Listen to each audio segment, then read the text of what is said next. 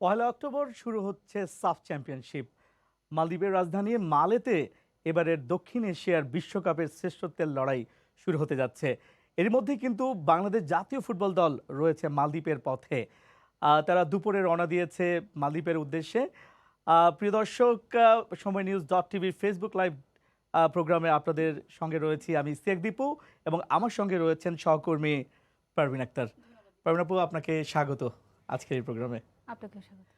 আপু, আমরা যেটা দেখতে পেয়েছি যে আজকে বাংলাদেশ জাতীয় ফুটবল দল আহ, আহ, দুপুর 2:40 তাদের বিমানটি ছাড়ার কথা ছিল। 1 ঘন্টা তারা দেরি করেছে। 3:40 তাদের যে বিমানটি মালদ্বীপিয়ান এয়ারলাইন্স সেটি ছেড়েছে। তো সব মিলিয়ে বাংলাদেশ দল সাফ চ্যাম্পিয়নশিপে যাত্রা করেছে।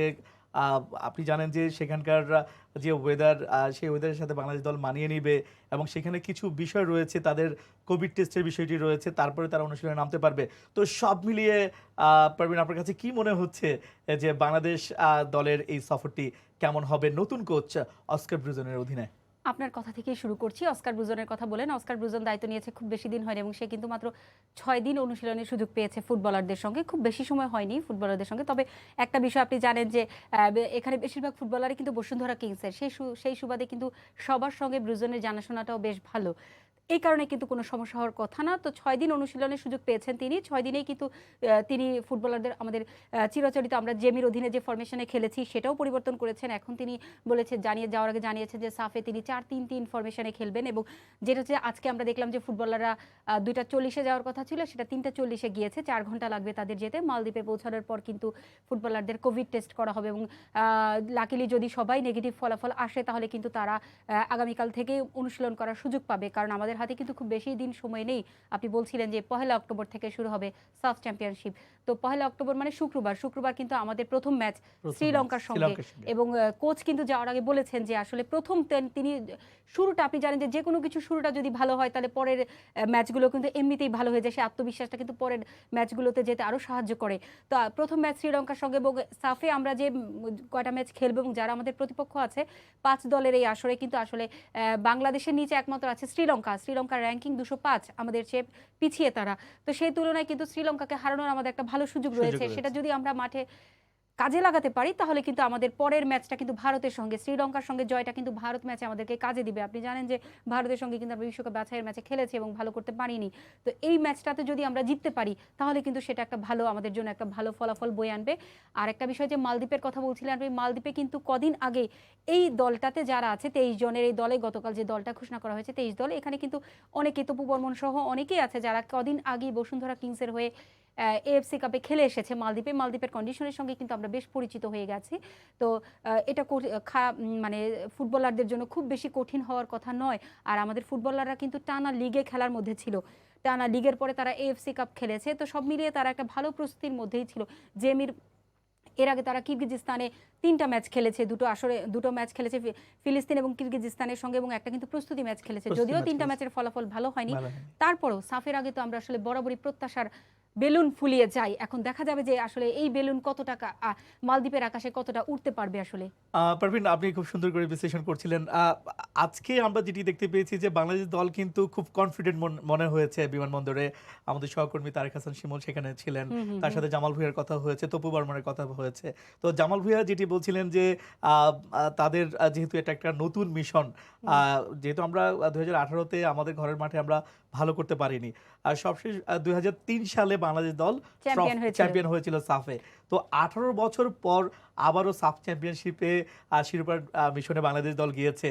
তো আপনার কি মনে হয় যে জেমিডের আন্ডারে তারা কিরগিজস্তান গিয়েছিল, সেখানে 3টা ম্যাচ খেলেছে, এরপর তারা বাংলাদেশে এসছে, হঠাৎ করে আবার কোচ চেঞ্জ করা হয়েছে, অস্কার ব্রুজন চ্যাম্পিয়ন কোচ, এতে কোনো সন্দেহ নেই। বসুন্ধরা কিংসকে সে অনেকগুলো ট্রফি উপহার দিয়েছে। তো সব মিলিয়ে আপনার কাছে কি মনে হয় যে নতুন কোচের অধীনে বাংলাদেশ দল কতটা এগ্রেসিভ হবে এবং কতটা ভালো করবে বলে আপনার মনে হয় পারবেন? দীপু, একটা বিষয় যে কোচ বদল কিন্তু আমাদের ফুটবলে নতুন কিছু না। আমাদের এমন অনেক হয়েছে যে এই কোচের অধীনে আমরা ভালোই ইউজ টু হয়ে গিয়েছে ফুটবল ফুটবলাররা খুব ভালো বোঝাপড়া হয়ে গিয়েছে। কদিন পরে হুট করে দেখলাম যে বাফুফে তার চাকরি নাই, তাকে বরখাস্ত। সো কোচ বদলের হাওয়াটা কিন্তু আমাদের ফুটবলে নতুন নয়। আর ব্রুজনের কথা বলছেন, ব্রুজনের সঙ্গে এখানে তো আমি বলেছি যে 23 জনের দলে দেখা যায় 10 জনের বেশি হচ্ছে বসুন্ধরা কিংসের ফুটবলার। হ্যাঁ, তো খুব বেশি মানে যে মানিয়ে নিতে যে কষ্ট হবে তা হওয়ার কথা নয়। আরেকটা জিনিস আমি যেটা আশঙ্কা করছি যে আসলে প্রতিবারই আমরা বলি যে কোচের সঙ্গে মানিয়ে নেওয়াটা কঠিন না, কঠিন হচ্ছে যে আমরা কিন্তু বরাবরই বলে যাই যে আমরা ভালো করব। 2018-তে আমি দেখেছি যখন আমাদের নিজেদের মাটিতে সাফ হলো, সেই সাফে কিন্তু আসলে খুব মানে বাফুফের খুব প্রত্যাশা ছিল এবং দলকে যত ধরনের সুযোগ সুবিধা যত কিছু দেওয়া যায় বাফুফে সেটা করেছে। এবং সাবেক ফুটবলারদের সঙ্গে তাদের একটা মিলন মেলা হয়েছে, যারা 2003 সালের সাফ জয়ী দলের সদস্য ছিলেন, তারাও প্রত্যাশার কথা শুনিয়েছিলেন যে না এই দলটা অনেক ভালো, এই দলটা অনেক পারবে। ওই দলের অনেক ফুটবলারই কিন্তু এবারও আছে। তো যাই হোক, যে কোচের চেয়ে বড় আমি দেখতে পাচ্ছি আমাদের যে আমরা এখানে একটা প্রস্তুতি নিয়ে যাই, কিন্তু দেখা যায় যে প্রতিপক্ষের মাঠে গেলে আমরা তার অনেক কিছুই ভুলে যাই। এটা বাস্তবে কতটুকু মানে মাঠে কতটার প্রতিফলন ঘটাতে পারলো ফুটবলাররা, এটাই আমার কাছে আসলে মূল বিষয়। আমার কাছে মনে হয় না যে অস্কার ব্রুজনের সঙ্গে মানিয়ে নিতে খুব বেশি সমস্যা হবে ফুটবলারদের।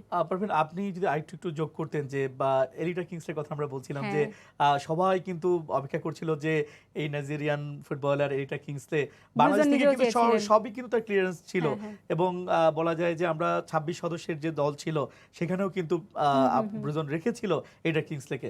ফিফা থেকে 27 ছাড়পত্রটা পেলেই কিন্তু খেলতে পারতো এইটা কিংসলে। তো এইটা কিংসলে খেলতে পারলে হয়তো বা আমাদের যে অ্যাটাকিং যে লাইনটা, কারণ আমরা দেখেছি যে আমাদের ফিনিশিং কিন্তু সবসময় একটা দুর্বলতা ফুটে ওঠে, যেটা আমরা দেখেছি যে কিরগিজস্তানে যে 3 জাতীয় টুর্নামেন্ট হয়েছে সেখানেও কিন্তু আমরা দেখেছি যে ফরওয়ার্ডরা কিন্তু তাদের নামের প্রতি সুবিচার করতে পারেনি। তো এবার যেটি রয়েছে যে পারভিন, আমাদের মতিন মিয়া রয়েছে, জুয়েল তারপরে আহমেদ আছে, জুয়েল রানা জুয়েল রানা রয়েছে, আছেন, বিপ্লব বিপ্লব আছে। আহমেদ রয়েছে।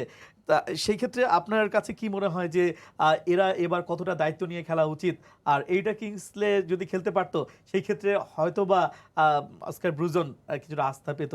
তো সেই ক্ষেত্রে আমাদের ফিনিশিং লাইনটাতে আরো কতটা দায়িত্ব নেওয়া উচিত বলে মনে করেন আমরা ফরওয়ার্ডরা? দীপু, কালকে কিন্তু একটা সংবাদ সম্মেলন হয়েছিল, শেষবারের মতো দেশের মাটিতে আনুষ্ঠানিক সংবাদ সম্মেলন। সেখানে কিন্তু ব্রুজন বলেছিলেন, আপনি যেটা বলছিলেন যে এইটা কিংসলের কথা, আমি বলতে চাই যে যেটা নাই সেটা ভেবে তো আর লাভ নাই।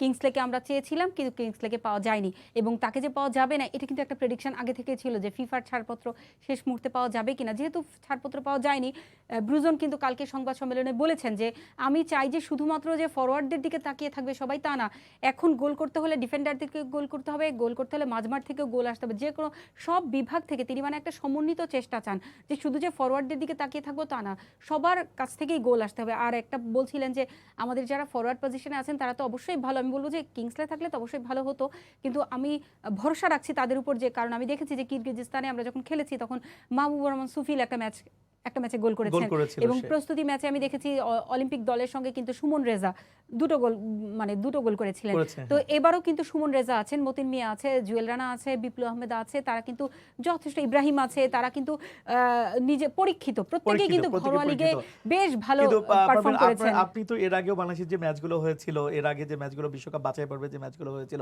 তো আমরা দেখেছি যে দেখুন আপনার জামাল ভুঁইয়ারও কিন্তু গোল করার মতো তার হ্যাঁ, সেই অ্যাবিলিটি রয়েছে। সেই ক্ষেত্রে আমরা তপু বর্মনের কথা বলবো। রক্ষণ তিনি ভাগ থেকে যে তিনি রক্ষণ গোল ভাগ করেছেন। থেকে হ্যাঁ, তিনি হ্যাঁ। গিয়ে আপনার যে কর্নার থেকে আপনার যে ক্রসগুলো হয় সেখান থেকে হেডে গোল করা, তার অভিজ্ঞতা রয়েছে। তো সব মিলিয়ে আপনি যেটা বলছেন যে ডিফেন্স, মিডফিল্ডার, ফরওয়ার্ড সবারই কিন্তু সক্ষমতা রয়েছে গোল রয়েছে, করার। এবং সেটা যদি তারা সবাই মিলে একটা চেষ্টা করে, আমার মনে হয় না যে, অন্তত আমরা চাই যে আমরা মালদ্বীপের মাটিতে আমরা অন্তত ফাইনাল পর্যন্ত যাই। আমরা জানি যে ভারত বরাবরই আমাদের কাছে শক্ত এক প্রতিপক্ষের নাম, ছেলেদের ফুটবল বলেন, মেয়েদের ফুটবল বলেন, সব বিভাগেই ভারত এগিয়ে। ইভেন বৈশ্বিক আসরগুলোতে যান, আমাদের অন্যান্য যে ডিসিপ্লিনগুলোতে খেলা হয় সব দিকেই ভারত আমাদের চেয়ে এগিয়ে। তো ভারতকে আমরা হারাতেই পারবো এরকম আত্মবিশ্বাসের সঙ্গে বলতে পারছি না, তবে আমরা ফাইনালে যাব এইটুকুন আমরা আশা রাখতে পারি। তবে আশা আমরা রাখতে পারি। তবে এখানে আমাদেরকে প্রতিপক্ষ অন্য দলগুলোর দিকেও তাকাতে হবে, যে নেপাল আছে, নেপাল কিন্তু অনেক ভালো করেছে, এবং নেপালের খেলা আমি বেশ কিছুদিন আগেও দেখেছি, বিশ্বকাপ বাছাইও আমি দেখেছি, নেপাল শক্ত শক্ত দল, ইন্দোনেশিয়া আরো ভালো ভালো দলের বিপক্ষে নেপাল বেশ দাপুটে পারফর্ম করছে। সো নেপালকে হারানোও কিন্তু আমাদের জন্য কঠিন। তারপর আমরা প্রত্যাশা করতে পারি যে সাফে আসলে আমাদের ফাইনালে যাওয়া উচিত এবং আমরা সেটা যেতে পারবো।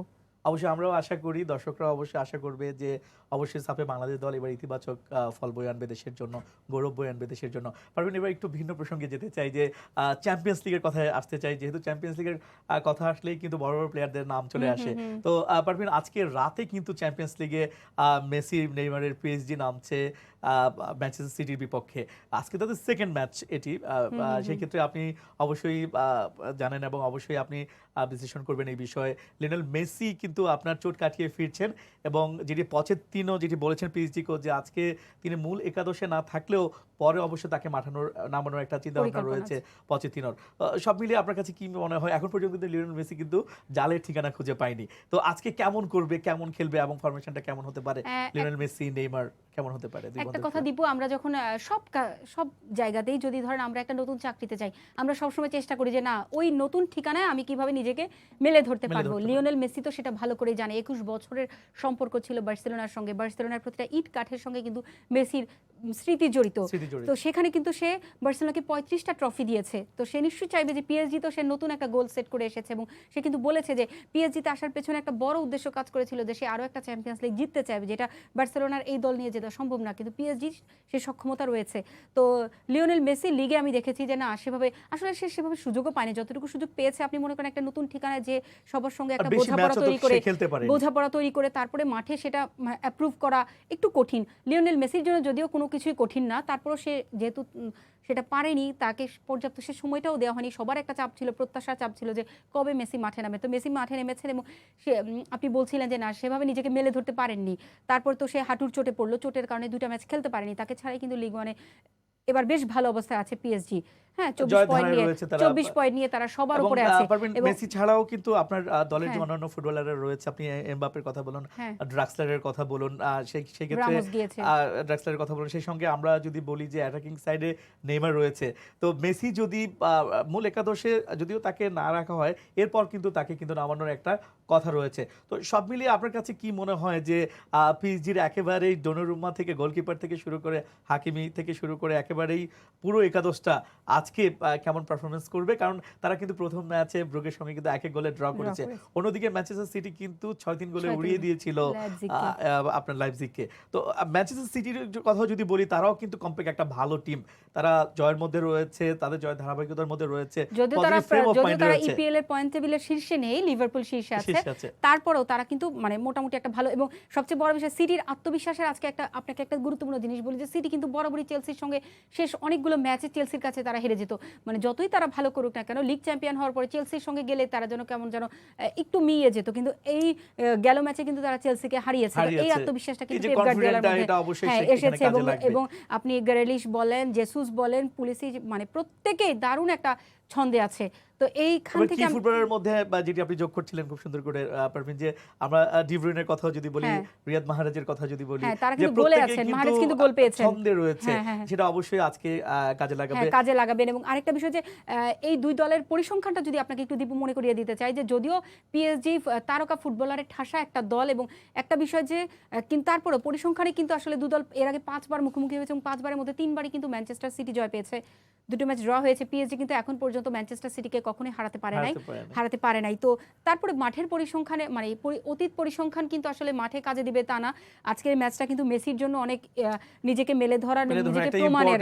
এবং তবে একটা সমস্যাও কিন্তু পিএসজিতে রয়েছে, যেটা কিন্তু ম্যানচেস্টার সিটিতে নেই। এই জিনিসটাতে কিন্তু গার্দিওলা এগিয়ে থাকবেন পচেত্তিনোর চেয়ে। কিন্তু ম্যানচেস্টার সিটিতে কিন্তু সবার মধ্যে একটা চমৎকার বোঝাপড়া এবং এই দলটাতে কিন্তু দলীয় কোনো কোন্দল নেই। কিন্তু পিএসজি কোচ পচেত্তিনো কিন্তু খুবই মানে দুর্ভোগ পোহাতে হচ্ছে। যে একটা প্রবাদ আছে না যে অধিক সন্ন্যাসীতে গাজন নষ্ট, তো ওই অধিক সন্ন্যাসীতে গাজন নষ্টের মতো ব্যাপার হয়ে গেছে যে তাদের কারিকারি টাকা এবং কারিকারি টাকা দিয়ে তারা বিভিন্ন দেশ থেকে বিভিন্ন লিগের সেরা ফুটবলারদেরকে দলে ভিড়িয়েছে। তো সবার মধ্যে কিন্তু একটা ইগো প্রবলেম কাজ করে যে কে কাকে জায়গা দিবে। এবং আপনি দেখেছেন যে শেষ ম্যাচে কিন্তু একটা সমস্যা হয়েছে নেইমার এবং এমবাপ্পের মাঝে, এবং এই সমস্যাটা নিয়ে কিন্তু ফরাসি গণমাধ্যম বলেন, স্প্যানিশ গণমাধ্যম, বিভিন্ন দেশের গণমাধ্যমে কিন্তু অনেক লেখালেখি হয়েছে যে দুজনের মধ্যে বোঝাপড়া নেই, কেউ কাউকে পাস দিতে চায় না, কেউ কাউকে কোনো বলে সহায়তা করতে চায় না। তাহলে এমন যদি হয় তাহলে কোচ সেখান থেকে আউটকাম কিভাবে পাবেন? তো আজকের ম্যাচের আগে কিন্তু পচেত্তিনোকে বারবার জিজ্ঞেস করা হয়েছিল যে এই দুজনের মধ্যেই দ্বন্দ্বের বিষয়টা নিয়ে, তো তিনি কিন্তু এড়িয়ে গেছেন। তিনি বলেছেন না দুজনের মধ্যে বন্ধুত্বপূর্ণ সম্পর্ক আছে। তবে তার কথাতে কিন্তু আমরা এই ইঙ্গিতটাও পাই, তিনি কিন্তু বলেছিলেন যে অ্যাট দ্য সেম টাইম তিনি কিন্তু বলেছেন যে হ্যাঁ তারা দুজনই সেরা ফুটবলার এবং তাদের মধ্যে ইগো একটু থাকতেই পারে, দুজনেরই হয়তো বা সেরা হওয়ার তাগিদ থাকতেই পারে। তো এই আজকের ম্যাচে কিন্তু এগুলোকে অ্যাভয়েড করতে হবে। যদি মেসিকে পরেই নামানো হোক, কিন্তু নেইমার এমবাপ্পে তো শুরুর একাদশে থাকবেন। ইতিবাচক হলে থাকতে হবে এবং অবশ্যই দলগতভাবে একটা চাঙ্গা থাকতে দলগতভাবে হবে, চেষ্টা সবার সঙ্গে থাকতে হবে একটা ম্যানচেস্টার ভালো সিটিকে বন্ডিং থাকতে হবে। যদিও পিএসজি তাদের নিজেদের মাঠে ম্যাচটা খেলবে, এদিক থেকে কিন্তু তারা এগিয়ে থাকবে। পার্ক দ্য প্রিন্সেসে খেলা হওয়ার কারণে কিন্তু আসলে ম্যানচেস্টার সিটিতে দর্শকদের সমর্থন বলেন সবকিছুতে কিন্তু পিএসজি এগিয়ে থাকবে, কিন্তু মাঠে তাদেরকে সব ভুলে আসলে just পারফরম্যান্স খেলাটা করতে হবে, খেলতে হবে। হ্যাঁ, পারফরম্যান্স করতে হবে। পারভিন, আমাদের কিন্তু আরো দুটো ম্যাচ রয়েছে, পোর্তো লিভারপুলের ম্যাচ রয়েছে, শেরিফের সঙ্গে রিয়াল মাদ্রিদের ম্যাচ রয়েছে। তো সেই ম্যাচগুলো নিয়েও আমরা দেখতে পাবো। আমরা নিজেরাও আজকে এই ম্যাচগুলো নিয়ে প্রতিবেদন একটা করেছি। ফুটবলের উৎসব বলতে গেলে আজকে কালকে থাকবে যে জায়ান্ট পিএসজি, ম্যানচেস্টার হ্যাঁ, city, Real Madrid, Atletico Liverpool, Madrid, AC বলা যায় মিলান এই সবাই সময় নামবে। হ্যাঁ, মোটামুটি বড় বড় টিমগুলোই নামছে। তো সবশেষে যেটি বলতে চাই যে আমাদের নারী ফুটবল নিয়ে বলতে চাই যে আমাদের নারী ফুটবল দল উজবেকিস্তান গিয়েছিল, সেখানে তারা এশিয়ান কাপ বাছাই খেলতে গিয়েছিল সেখানে। তো এশিয়ান কাপ বাছাই খেলতে গিয়ে কিন্তু নারীরা কিন্তু বলা যায় যে ইতিবাচক ফল বয়ে আনতে না পারলেও সবশেষ ম্যাচে হংকংকে 5-0 গোলে উড়িয়ে দিয়েছে। যদিও সেটা এই প্রীতি যে ম্যাচ ছিল। বাংলার জয়িতাদের যে সাফল্যটা, আমার মনে হয় আমার চেয়ে আপনি ভালো বিশ্লেষণ করতে পারবেন। না দীপু, আপনিও তো কয়েকটা ম্যাচ রিপোর্ট করেছেন, আমি দেখেছি যে যেটা হচ্ছে যে হ্যাঁ আমরা মেয়েদের কাছে যে প্রত্যাশা করবো অ্যাট দ্য সেম টাইম কিন্তু আমাদেরকে ভাবতে হবে যে আমরা তাদেরকে কি দিয়েছি। তারা কিন্তু 2.5 বছর আন্তর্জাতিক ম্যাচ খেলেনি এবং 2.5 বছর পর কিন্তু তারা এ মাসের শুরুতে নেপালে 2টো প্রস্তুতি ম্যাচ খেলেছে এবং 2টো ম্যাচের ফলাফল কিন্তু ভালো হয়নি। তো যাদের মানে দীর্ঘদিন কিন্তু আপনি যদি আন্তর্জাতিক মঞ্চে না খেলেন, আপনার কিন্তু একটা পারফরমেন্সে মরিচাটা ধরবে, এর জন্য কিন্তু আপনি তাদেরকে দোষ দিতে পারবেন না। তারা ওই বাফুয়েতে অনুশীলন করেছে এবং তারা ওই টার্ফে অনুশীলনের পর দেখা গিয়েছে যে আবার ক্যাম্পে চলে গেছে, আবার পরদিন সেম অনুশীলন, সেম মানুষ, সেম কোচ, সেম কৌশল। তাদের জীবনে কিন্তু আসলে একটা পরিবর্তন দরকার আমার মনে হয়। তো যাই হোক, আপনি বলছিলেন যে হংকংকে, হ্যাঁ হংকংয়ের সঙ্গে যদিও সেটা প্রীতি ম্যাচ ছিল, তারপরও মেয়েদের জন্য এই টানা ব্যর্থতার পর হংকংকে হারানোটা জয়টা কিন্তু খুবই আসলে জরুরি একটা ছিল ইয়ে ছিল। তো তাদের আজকে তারা performance-এর জন্য। ফিরে এসেছে এবং ফিরে আসার পর কিন্তু তারা বাফুফের ক্যাম্পে যোগ দিয়েছে। বাফুফে নিশ্চিত তাদেরকে নিয়ে ভবিষ্যতে, কারণ এই বছরে আরো কিছু ম্যাচ আছে, মেয়েদের বয়সভিত্তিক দলের খেলা আছে।